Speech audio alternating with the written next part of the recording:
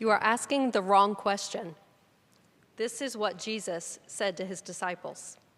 When they saw the man in today's gospel reading, blind from birth, they immediately labeled him, like everyone else had his whole life, stigmatized, outcast, a theological problem to be solved. Why was he blind? Whose fault was it? Jesus responds to them in the Message version of John 9, saying, "You are asking the wrong questions. There is no such cause-effect here. Look instead for what God can do."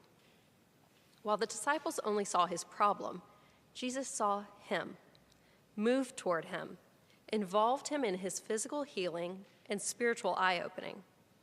These readings for the fourth week of Lent, the season where we look inward and prepare our hearts for what is to come during Holy Week, focus on sight and blindness, light and darkness. What are we to take away from these lessons? How are they going to help us on this road to self-examination? The paradox of this story is that it wasn't the man who was healed who was blind. It was those who claimed to see but did not. The real miracle here is not that the man could suddenly see. It was what he saw.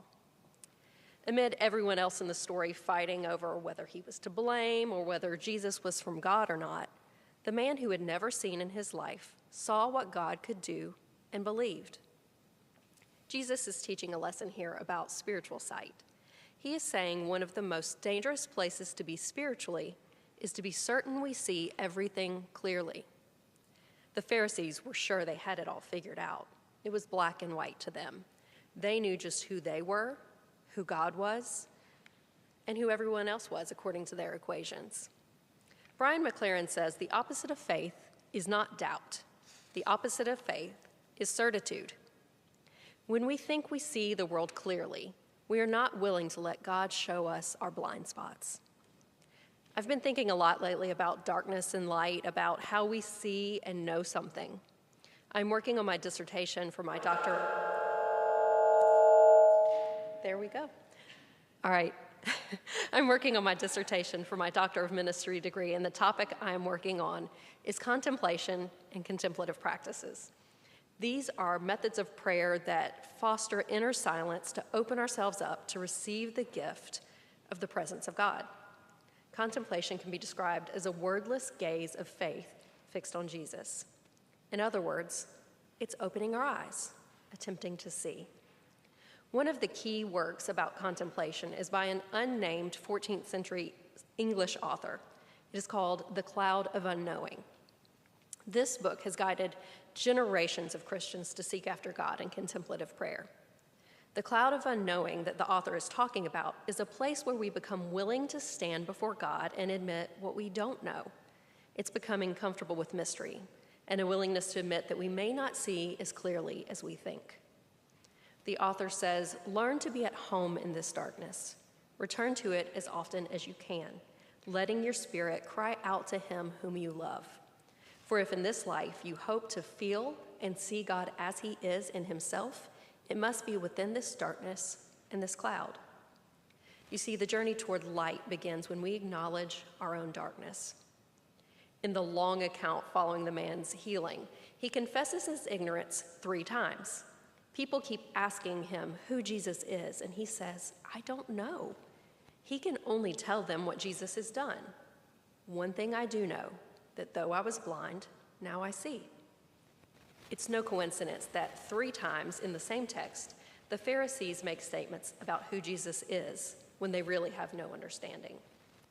The author of The Cloud of Unknowing says, a man is humble when he stands in the truth with the knowledge and appreciation for himself as he really is. One of my seminary professors likes to say it like this: humility is agreeing with God about ourselves. It is not seeing ourselves too highly or too lowly. It is seeking to see the world as God sees. There's a film coming out this week that in theaters and streaming platforms that I'm really looking forward to seeing. It comes out this Friday if you want to watch it, and I have it reserved on Amazon to watch. It's called Refuge. It's a documentary made right here in Georgia in a little town not too far from here that many of you might have visited called Clarkston. It's a place that's special to me I first went there not long after Lee and I moved home from living in Egypt. You want to talk about a radical vision correction? That is what living in the Middle East did for me. Here I was, a young Baptist seminary student at the time, intent on going out to change the world for Jesus. I thought I knew some things about the world, and then I moved to a Muslim country and attended a Coptic Orthodox church. I realized how utterly blind I was. Clarkston is often called the most diverse square mile in America. It is home to a large number of resettled refugees from all over the world. It's truly a beautiful and special place, and my family has had the opportunity to volunteer with several refugee organizations there. The movie Refuge is about two men who couldn't have been more different, Dr. Hevel Kelly and Chris Buckley. Hevel is a Syrian Muslim man who came to the U.S. as a refugee. He is now a cardiologist and civil rights activist who lives in Clarkston. Chris joined the Army after 9/11 and served in Afghanistan. He went there because of his hatred against Muslims. He came home to rural Georgia with PTSD, injured, addicted to opioids, and looking for someone to blame. He joined the KKK. His frightened wife reached out to Arno Michaelis, a former neo-Nazi skinhead who was trying to help other people get out of hate groups. Chris and Arno met, and he slowly began to change when Arno suggested that Chris and Hevel meet. I was so scared of dealing with my ideals, Chris said, and my perception of what I believed. When asked if he was afraid about going to meet a member of a hate group, Hevel said, "I need to take ownership of the narrative of people like me, and I'm not going to be defensive or hateful or attack the other side. I'm going to reach out with my hands and services." The film shows them 2 years later, a Muslim man and a former KKK member, now best friends, breaking the Ramadan fast together, working together to advocate for the acceptance of people from different ethnic and religious backgrounds. I'm sure, just like the man blind from birth, Chris could say, "Though I was blind, now I see." It's often painful to admit we don't see clearly and that we don't have all the answers. Had the Pharisees admitted that, they would have had to change their entire way of being. We fear the darkness, the unknown. Certainty is so much easier.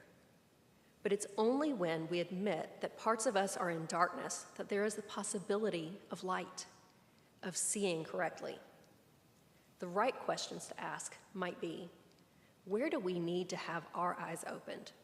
What prejudices or biases are blinding us to God's work in us and in the world? Where are we blinded by our ignorance, our fears, and our pride? Richard Rohr says creative doubt is necessary to keep faith broadening, deepening, growing, and emerging. Jesus showed those watching this scene play out that being blind is not a sin. Saying we see when we do not is. Will we allow God to shine the light more clearly into the darkness of our hearts, to help us see ourselves, others, and God more clearly this Lent? May our blindness, like this man's, be an opportunity for God's power to be displayed. May we be willing to see as God sees. Amen.